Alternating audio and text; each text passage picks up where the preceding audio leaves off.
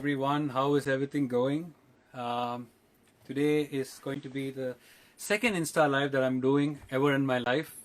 This is again going to be a discussion on violin technique.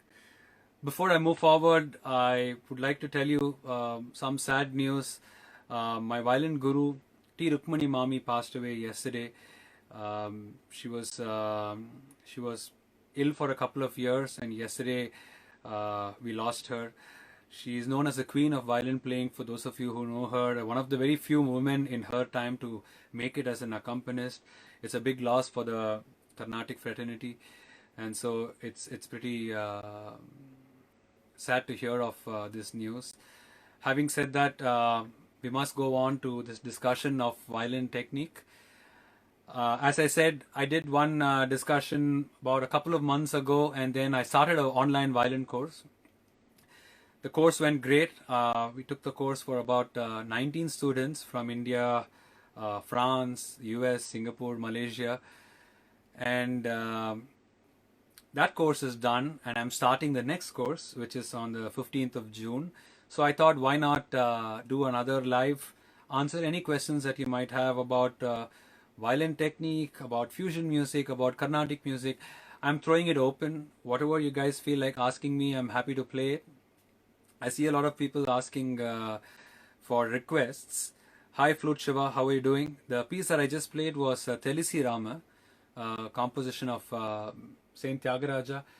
Siddharth Kumar, Sid.Keys at Sid.Keys has accompanied me on this. This is part of my personal YouTube channel called Flow. It's called Flow with Karthik Iyer. I'm coming up with some branding for it. You can find a lot of the videos over there, and of course Indo Soul as well, a lot of the releases that we've been doing during the lockdown. So yeah, so I'm gonna throw it open for questions. What questions do you guys have on the violin technique?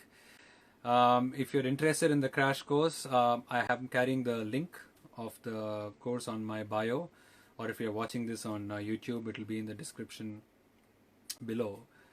So let's go. I'm just gonna check all the comments.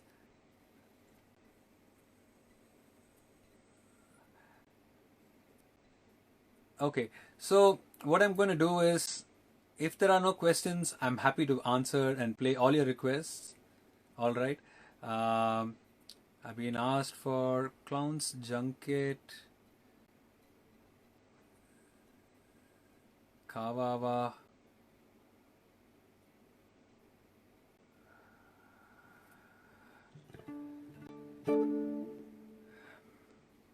Okay, Vishnu R. Verma, about Western bowing techniques in Carnatic music. Okay, and so Sriraj asks, do you change the tuning of your violin according to the scale of the song? Let me answer the second one first, because that's the easier one to answer. When I'm playing concerts for fusion, I always carry two violins with me, and I ensure that between both the violins, I'm able to have the tuning that I need for the song. That's how I started with, but as time went on, I'm also learned to play two scales in the violin. For example, I'm on D, so I also know how to play G, and that's how we can develop. It gets easier for us to play for different songs if we are able to play more than a couple of scales, so that it's not like we have to change every time or change the tuning. I do have a bit of match fixing with the band just to understand what songs there are, and I adjust the songs also a little bit so that it's a little bit easy during the concert. Western bowing techniques in Carnatic music. The main thing that I talk about in my course is at the very fundamental, how to hold the bow. So this is what we are talking about, and this comes from the Western technique indeed. The way you hold the bow with all the fingers in this position, and the way you can sort of play all across with this bow hold. This is a very, very important bow hold. Each finger has its position, and the place where it touches it is all important. So this is important for us to get a smooth bow stroke all the way. It gets very tough when you're playing near the frog. And of course you have, that's a spiccato.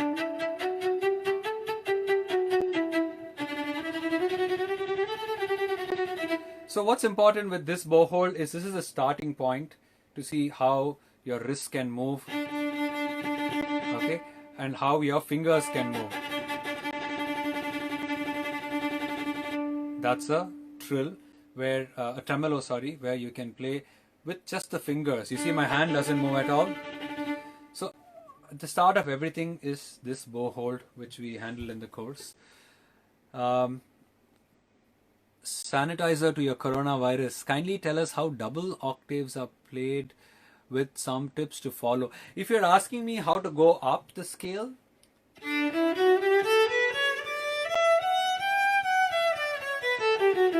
so this is positional theory.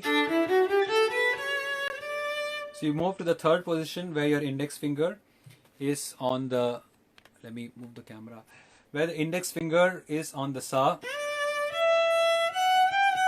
And if you want to go all the way to pa,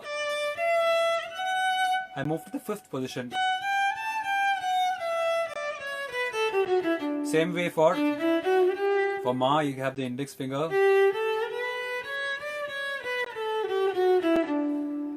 So once you get the plain notes, I always say get the plain notes stronger, and then you will be able to much better play your gamakas on it.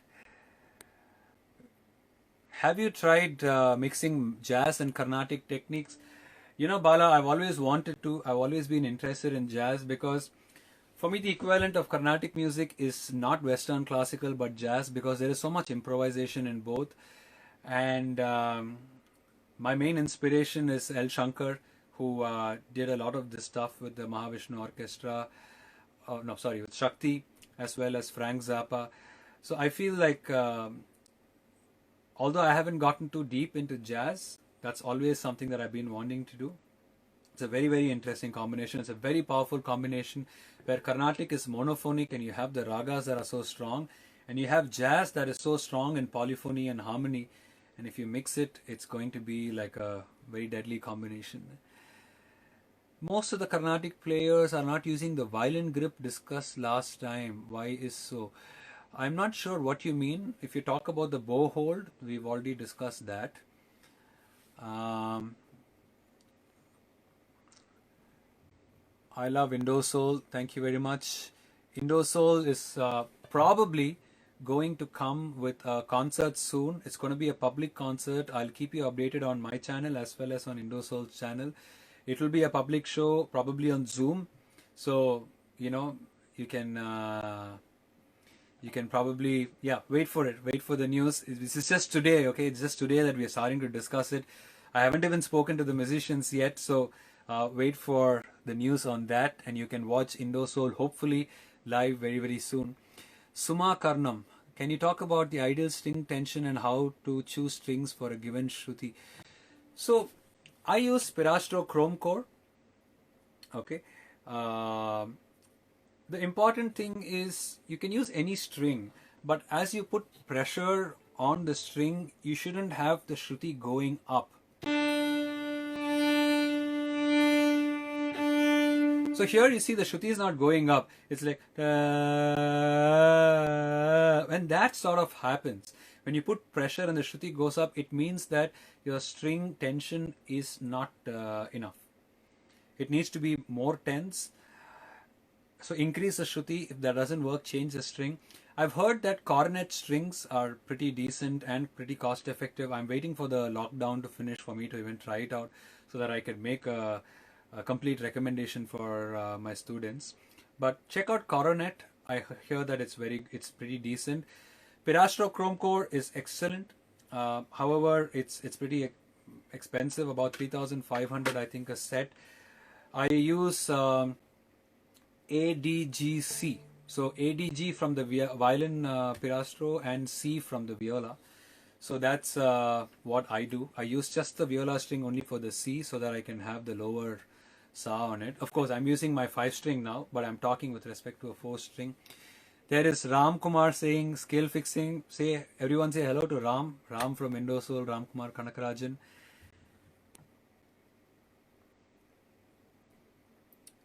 Gamakas for Western players.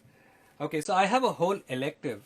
The way I work out my course is I have core technique, which is basically bowing and left hand. and I have gamakas, and I have electives in which I have how to do Kalpanaswaram, how to do gamakas, how to play a film song, how to do a western solo on chords, how to play fast. So I have these as electives which one can choose from in terms of whatever you're interested in. For western players, the main unit of a gamaka is the slide. So we start with 1 finger slide, 2 finger, 3 finger, and even 4 finger slide. So very shortly I'll explain it.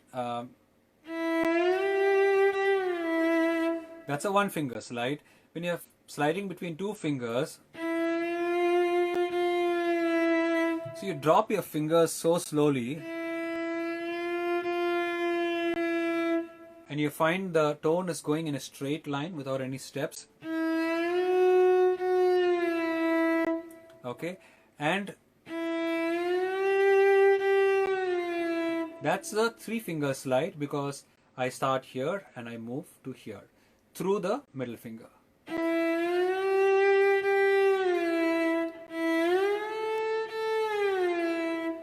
Again, I can talk for over an hour about gamakas, but this for me is the basic unit of the gamakas.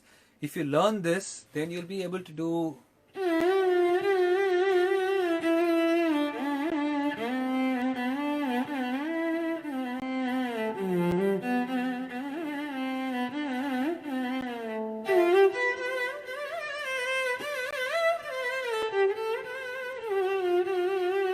wherever you see there is the slide that's happening.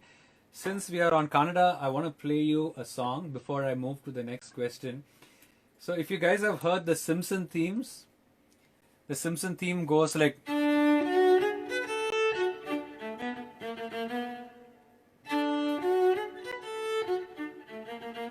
So that's the Simpsons theme. So I thought, why not do that in the Raga Kannada? So, and do that as an intro to this wonderful song in the Raga Kannada. You obviously know what it is. Again, Sid on the piano.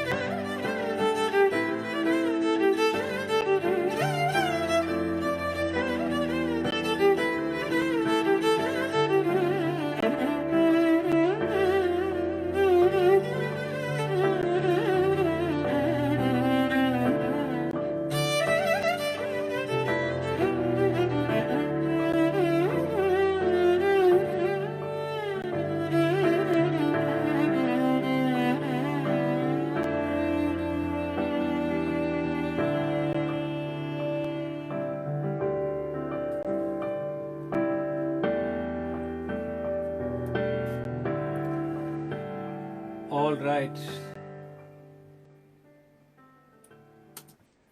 I feel like an RJ when I'm doing this, fading out tracks and going on into conversation. So I'm going to try and get to all your questions. I'm well behind in the questions, so if I haven't gotten to your question, please wait. Bhavana Rokam says, how much tight shall we fix the bow? That's a very good question. So as you all know, here is the tightness adjuster. You loosen it and you tighten it. I try and keep it this tight, like you see the length between this. I sort of keep it around 80% tightness. I don't like it being too loose. I like the fact that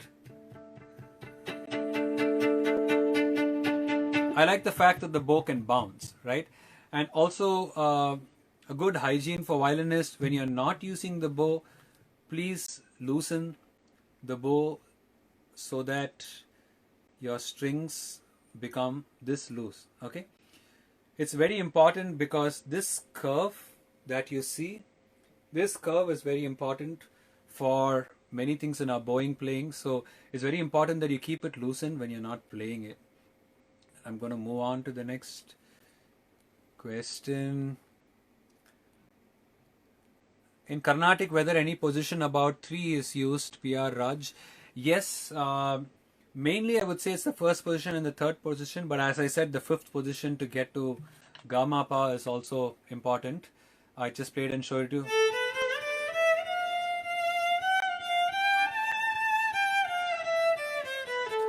So that's Gamma Pa. Of course, when you're playing the Gamakas, you play it in a slightly different style if you have started playing in a certain way. I don't use the fifth position much, but I think on a Western perspective, that's the perfect one to use. Maravairi Ramani goes crazily good with jazz.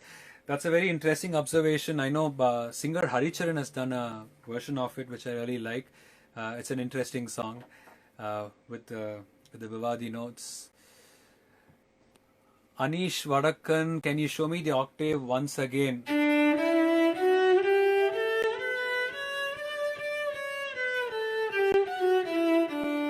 That's the octave with the third and the fifth position.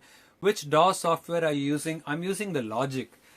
You know, I got tired of the Logic and then I said I'm going to move to Ableton, and when the lockdown started, I started learning Ableton. But then Logic came up with this amazing update, 10.5, which has a bit of Ableton, which has a bit of Fruity Loops. So I've gone back to Logic and I'm back to being a loyal user of Logic. I love Indosoul. Thank you very much, Antriyami.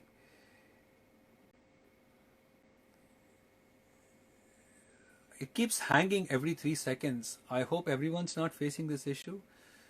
Oh God. Okay. Hang on. Let me see what I can do. Give me a second.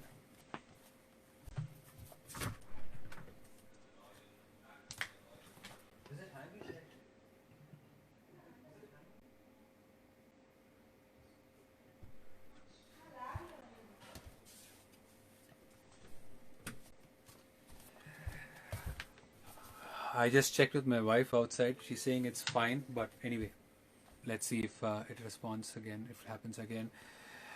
How do you get hold of your violin while you do standing performance? That's a very good question. So an important part of playing standing is the shoulder rest. So what you do is place the shoulder rest like this and hands free, the violin stays here. So a combination of the shoulder rest and the chin rest is going to help your violin stay, so you can play. So that shoulder rest is a very, very important part of standing and playing. How do you maintain tala while playing Carnatic songs? Look, that's a very good question. Ideally, you would want to put your tala on your leg. I don't do it, but that's what my guru said, is to use the tala on the leg. I don't play much of traditional Carnatic, so when I have the metronome, I don't miss the tala too much. Having said that, if you're playing solo on a concert, it's always best to get your someone to put the tala in front of you, because that's the only way it works, especially when you're playing long kalpana swarams. Songs, it's okay, you know where the songs are, you know how it works. So songs are also fine, but when you're playing the long kalpana swarams and in between charanam and pallavi and anupallavi, it's always useful to have someone putting the tala. Hi sir, I'm a Western student. Jijo says, can you suggest any techniques to practice for getting the Carnatic flow, like when playing ragas, those finger shifts make music so beautiful. So Jijo, I just discussed this. I don't want to repeat myself because there are a lot of questions. I'm going to post this video on IGTV after this. So if you've missed what I spoke about Gamaka and the 1, 2, 3 finger slide, you can check it out. Carnatic, if you want to get to Carnatic, it's about getting into Gamaka. That's the main thing. And that will be your introduction into playing Carnatic. Charubala is planning to buy an electric violin. Would you suggest Tulsi? I would suggest Tulsi. I like the Tulsi, you know. I used to have a Yamaha, then I played a Jordan, and then I started with a Tulsi, Yamaha, Jordan, and then I came back to a Tulsi because I feel like the Tulsi violin is as close as possible to an acoustic violin. It doesn't have that fat synthetic sound. Again, it's a question of taste. A lot of violinists prefer the Cantini, they prefer the fat synthetic sound. I'm not a big fan of that. I like it to sound, being an electric violin, I like it to sound as natural as possible. Who's your Carnatic music guru? I learned for over 10, 11 years from Sri V. Tyagarajan, and then for a year and a half from Srimati T. Rukmani, who I started by saying who passed away yesterday sadly. My first guru V. Tyagarajan Mama also is no more. Then I learned Western violin from V.S. Narasimhan sir, and those are my gurus on violin. I learned vocal from my grand uncle Sri Kalkata Krishnamurti, then from Akila Shiva Mami, and then from Vijay Shiva Anna, and then I went on to learn Western vocal from Augustin sir. Now I'm doing my voice class with Shamala Vinod ma'am, and I'm having really great results. That's something that I'm doing presently. JAAAA, I started playing violin 6 months back. I feel it's difficult in playing multiple notes in a single bow. So there is a very nice exercise called Sunfile. Again, let me start by saying the basis of everything is your bow hold. Once you get your bow hold, you're crossing half the distance. Sunfile is an interesting exercise where you keep your metronome at 60 and you keep your bow as close as possible to the bridge, almost on top of the bridge, and play extremely slowly.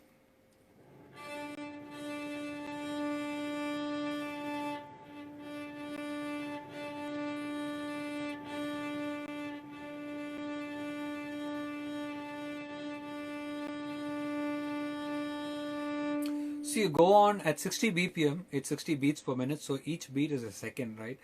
You want to go on for at least 30 seconds. To start with, I would say aim for 20 seconds. From here till here, 20 counts. Aim for 30 as you get more comfortable, and then back. Do that on each string. Keep your fingers as relaxed as possible, okay? And aim for, and have a nice lot of rosin on the bow. That helps. And aim for 80-90% tone. Like there will be gaps in tone. You might have dropping of tone here and there, that's fine, but aim for 80-90% tone. This is one of the most powerful exercises in bowing. It's called Sunfile. You can look it up, it's very popular. If you do this for a week, you will start to see immediate effects on your playing. That's something that I recommend. Even I do it on an everyday basis. Sunfile, as the French word goes. It's very, very important. What this does is you're able to... so you can play a lot of notes because it extends the amount of time that you take to go from one side to the other. So, I'm just where people are talking about Halaipaide. Looks like I'm lagging a lot. Let me go forward. Thank you for all your comments. I really appreciate it. I'm going to stop when I see a comment on violin technique. Arvind OS, how to improve fast shifting of finger from one to another string. So, shifting of finger from one to the another. So,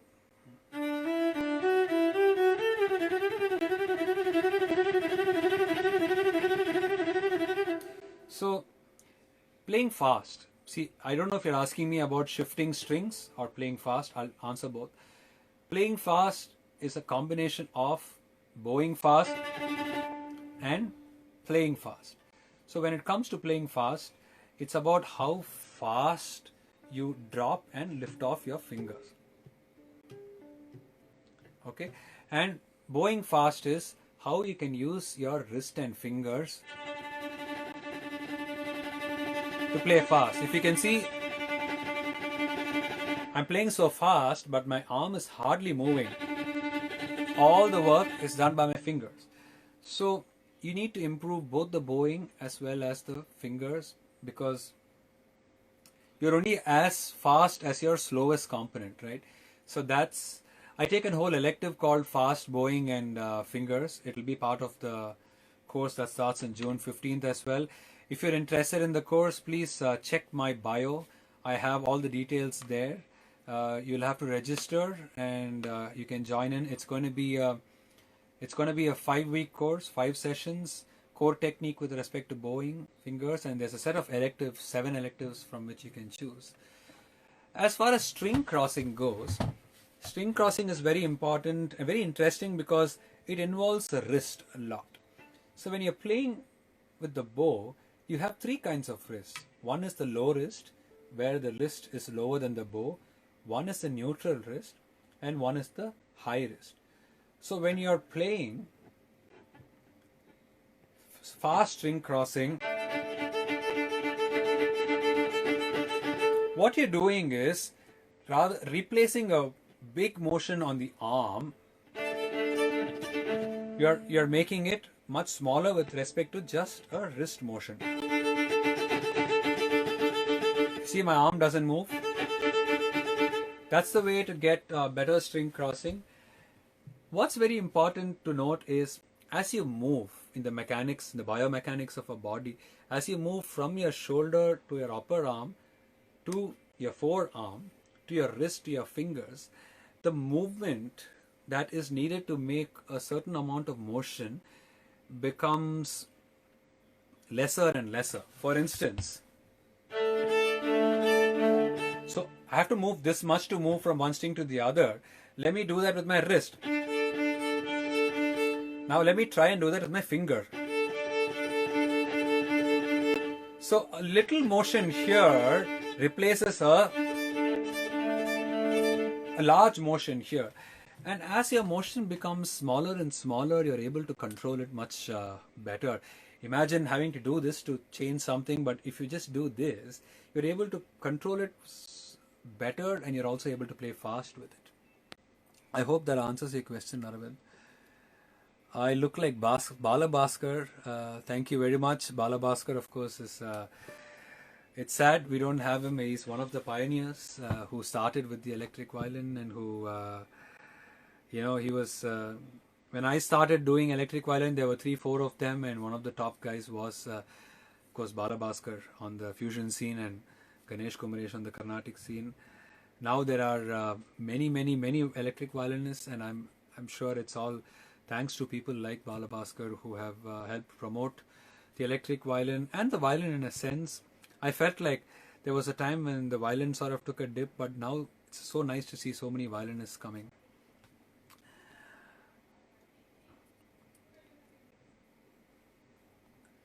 I'm a Western student. Can we learn Carnatic with Western tuning in fifths? Yes, you can. You just need to learn how to play it. It's a slightly detailed discussion, but as long as you can make it sound the same, it's possible. It is possible.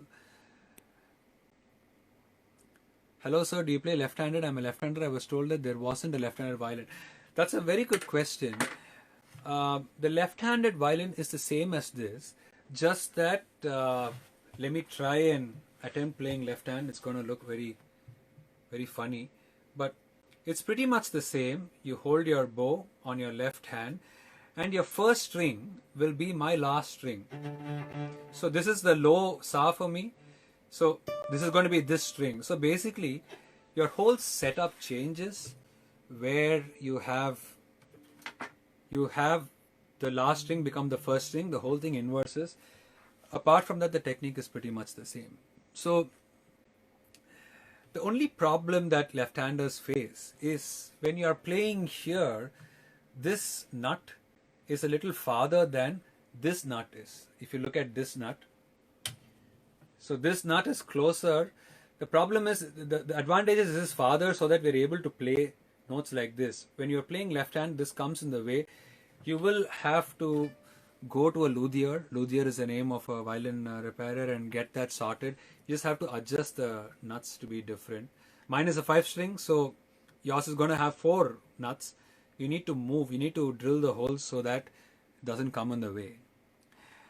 How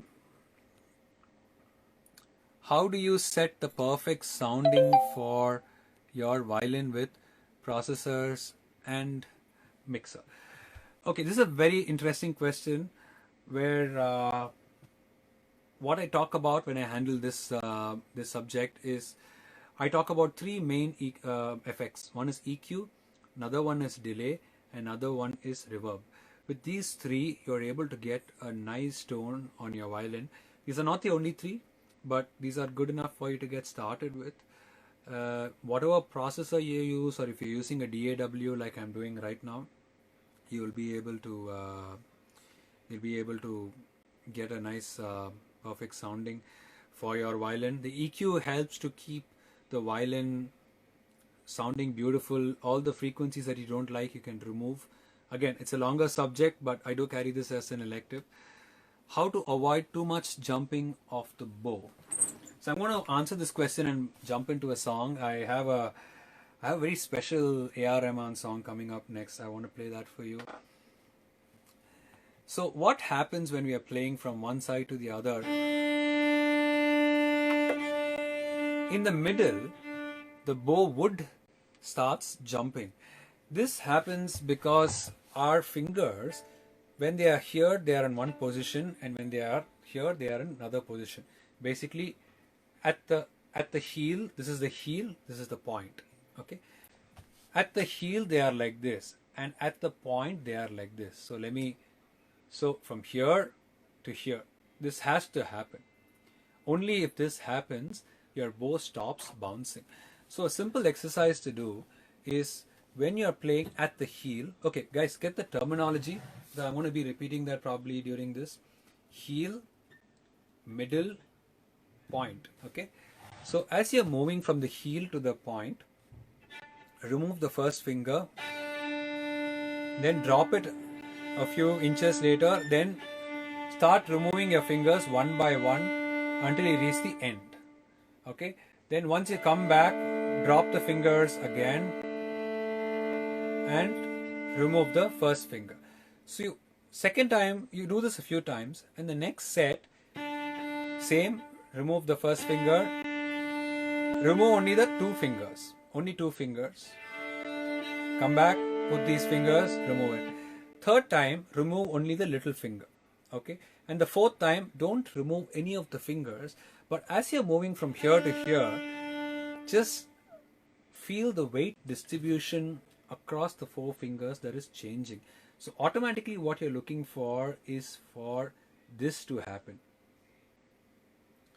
So when this happens, your fingers are being alive, they're adjusting on the bow, and hence the bounciness that we have, which also affects the tone, goes away. So that's an important, of course, again, I keep reiterating again and again and again like a broken record, your bow hold is very important, guys. The bow hold is at the very core of getting all these techniques down. Okay, here comes a very, very special song. You will know what it is from the first note.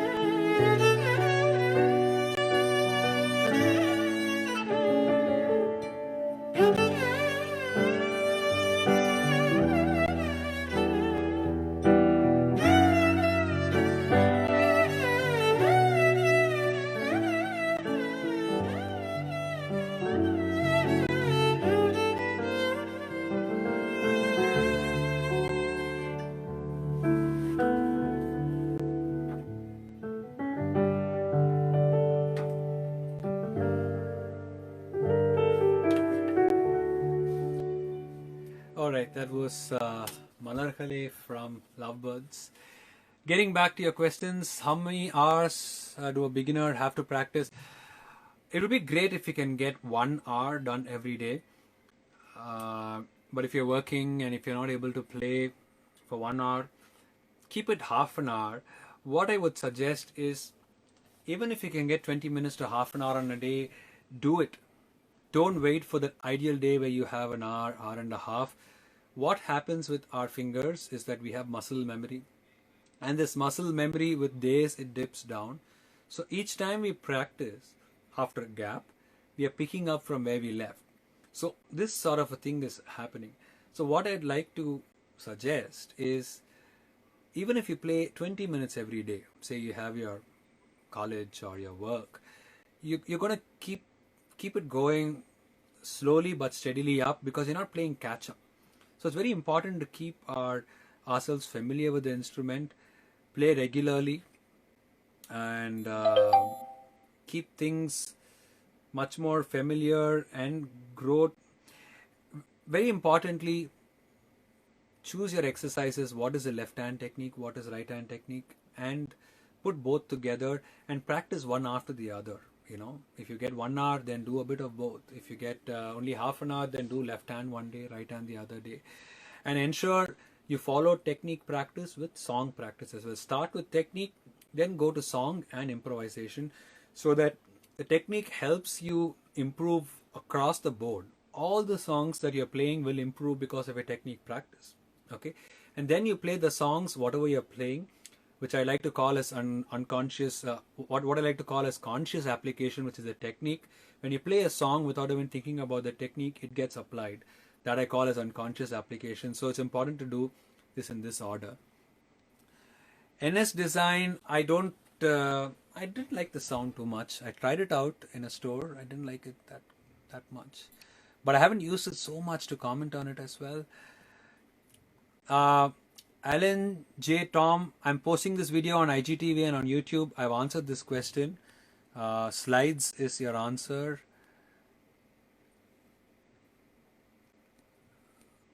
Okay.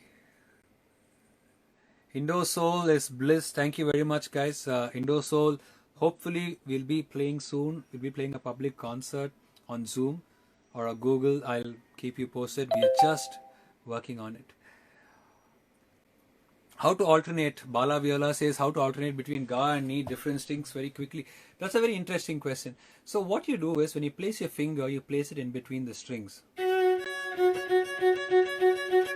So what I'm doing is, I'm having my finger not in ga, not in ni, I'm placing it in between. You see? So that it's in a specific angle.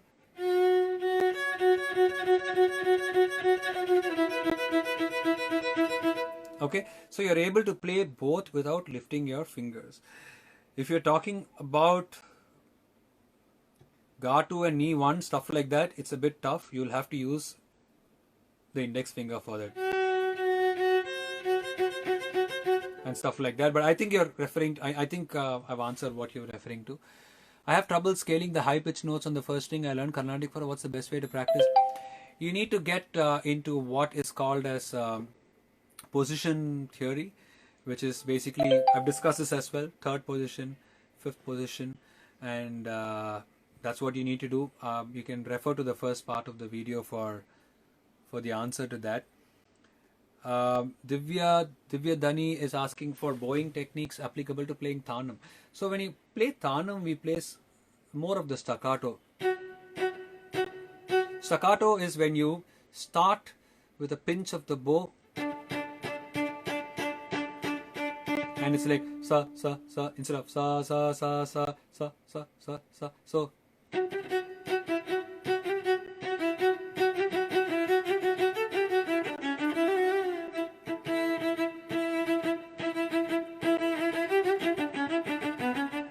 So it's basically what you need to do is a staccato. It's a long topic.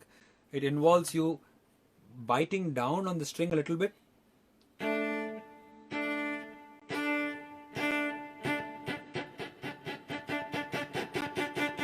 So that's how staccato works, and that's what you use in Thanam bow. answered about NS design. Also wish to scale on same string. Please advise. Will it be best if I join your crash course to learn these techniques, or does it need a... Okay, in answer to Rags, what I'm doing with this course is I am giving you basic bowing technique. And when I'm talking about basic, it's not for beginners or it's not for intermediates. It's basically the fundamental. How to hold your bow, how to make your wrists move, how to make the proper bowing, how to bow all the way. So I feel like these fundamentals are very important when you want to learn staccato. So I'm carrying a lot of exercises. I have a PDF that I give with a lot of exercises that's to do with bowing. Then I also give a lot of exercises with respect to left hand technique. I've been influenced by a lot of books like Simon Fisher, Sevichik, and I've adapted a lot of exercises from them for Carnatic study. So that's the core technique. Amongst the electives, I have Gamakas, I have how to play a film song as a Carnatic violinist, I have home studio processing electric violin as one, I have fast bow and fingers, I have vibrato, I have how to play Kalpanaswaram and how to solo on Western chords. These are the 7 electives which you are free to choose anything that you want. That's for this course. In a future course, probably the next course, I will carry something on position playing. But I feel like a lot of elaborate things are done during this course where it's not just this month. It will leave you with exercises that you can learn for 6 months or 9 months or 12 months.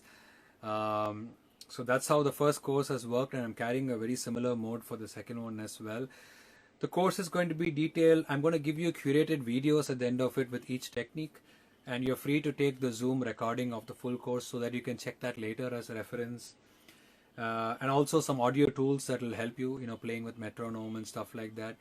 So what I like to do is to start from the basic, how best to practice, then go to bowing, then go to left hand playing, how to strengthen your playing notes, then how to strengthen your gamakas on top of that, and then go for all the other topics. If you need more details, you can go to my link on my bio. It carries is a link where you can follow whatever is happening for the course and you can register. The course starts from June 15th onwards. Why every violinist use electric violin instead of acoustic violin with pickup? So with acoustic violin with pickup, there is problem of feedback. So electric violin is better because the pickup is right here. There is no chamber and there is no feedback that happens. So I definitely feel like the electric, if you want to play on an electric amplified mode, an electric violin is better than an acoustic violin. Tuning techniques for beginners, please. Okay, there's not much time left, but this is an important question for beginners. It's an important question for intermediates. It's an important question for a lot of people. I'm going to change my camera to show you. Okay, do you see my computer there? So what I do is I use a tuner. Okay, if you can see my tuner, hang on, I haven't marked the track.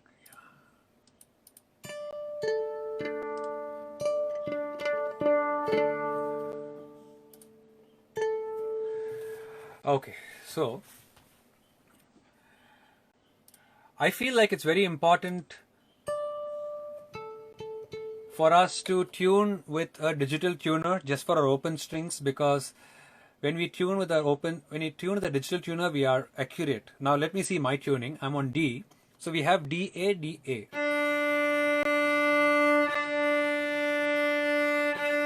I just tuned before I started this live, but because of the AC that's behind me, I've gone slightly flat, as you can see. So I'm going to tune up. My A string is slightly sharp.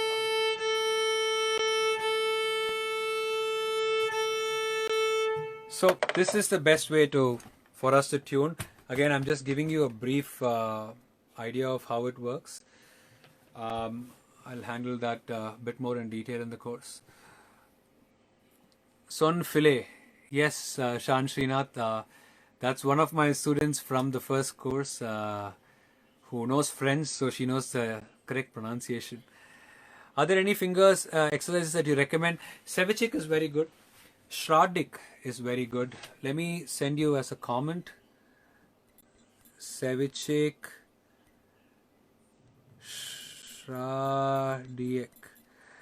Again, you need to sort of know what is how to read Western notes to get these all stuff like that. But these are extremely good finger exercises. As far as Carnatic music is concerned, there's nothing like Varnams. Varnams from the Sarli Varsai, and then of course Varnams are very, very good exercises. Always play with a metronome, always play with a tanpura and play in a few speeds. It's very important for us to get control, to play with a metronome, and for us to remain in tune. It's always important to listen to a tanpura. How many speeds beginners should practice? Look, I would say take the metronome, keep it at a specific speed. So say you're playing a Geetam or a Varnam. Say it is at 70 BPM. Try and play 70 BPM and the second speed. If you can't get your second speed, you can go to 65 BPM or 60 BPM. So what is important is not how fast you play, but how you're able to play perfectly at your fastest speed. So today you might not be able to play 140 BPM, that's fine. Maybe 130 BPM you can play, but it's important that 130 BPM you're able to play it as cleanly as possible. So we can play anything and everything as long as it's slow enough, right? I can play the most complicated violin concerto as long as I can play it at probably 1/10 of the speed. So the question is, how do we improve our technique so that we can play something at a faster speed? So this is where the metronome comes.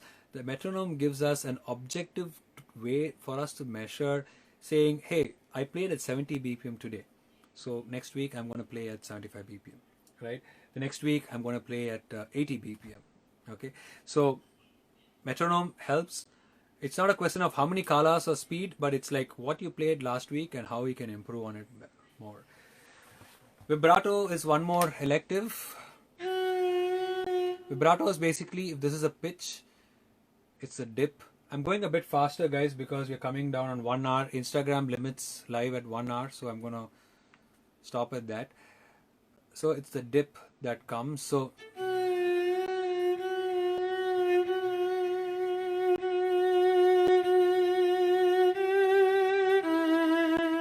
it involves movement of all these joints and, you know, this thing happening. We'll discuss this in detail in the course. Octaves, Anish, I've already shown that. I'll post this video. You'll be able to see this. It'll be on my IGTV. It'll be on my YouTube. So no worries. Does the Carnatic tuning have any role on getting these techniques? I just know. I don't think so. You know, when you play a song, obviously it's going to be a bit different when you play it on the Western tuning. But Narasimhan sir, whom I learned from, used to play Carnatic songs on Western tuning.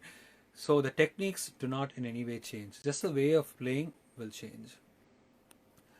The violin extender I got from Tulsi Guitars. So there in Chandradri Pet, you can contact them. Tulsi Guitars is the name. They have stuff for violin as well. It's a nice extender. It helps to keep my back straight when I keep my finger, when I keep my on the Indian position, instead of stooping down, I'm able to keep my back straight. So what processor do you use for your electric violin? I use Fractal FX8. There is my processor. Hang on. So that's my processor. It's not switched on. That's the processor I use. It's a flagship processor from Fractal Audio. I used to use a Boss, and then now I use a Fractal. Simple DAW software for violin is Sudarshan. The one that I taught in the home studio elective was Presonus Studio One. There is Studio One Prime, which is free, which works on Mac, which works on Windows, so you can use that. If you want something even simpler than that, Audacity is also good, but it's a bit too basic for me. So if you have a reasonable interest in computers and software, go for Presonus Studio One Prime. It's not that tough to use. There are a lot of YouTube videos showing you how to do a basic thing on it. 5 minutes left, guys. I'm going to go past the questions.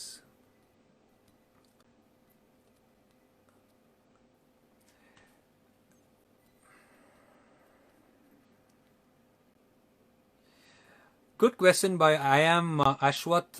Brother, how does bow play an important role in cine songs?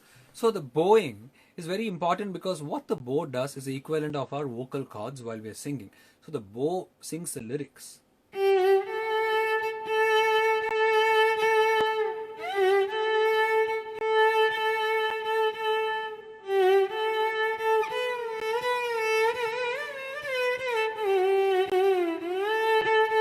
So you have Maruvar Tepe. It's all one note. Mama pa pa pa pa pa. Mama pa pa pa pa pa. So what's important is your bowing is changing it.